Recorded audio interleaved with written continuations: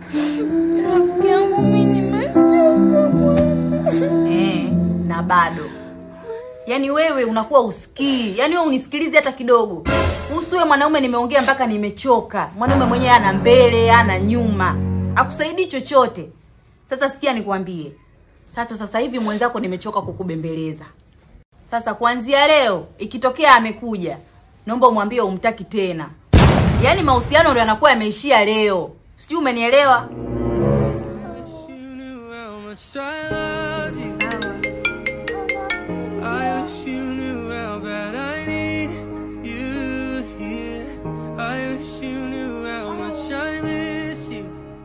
Uko nje? Aya. Umekuja.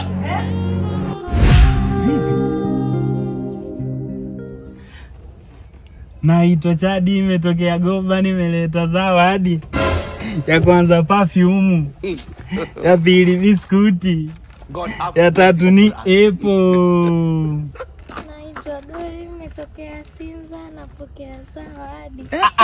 Ya kwanza ni apple. Ya pili biskuti. Ya tatu perfume. Mbona umenuna? Mbona ucheki? Mbona uchezi? Mbona umenuna? Mbona uchezi? Twende nyumbani. Twende nyumbani. Wewe. Baby, saa zile umenipa zawadi nyingi. Hizi hapa tena nimekuta kwenye mfuko. Ni nini?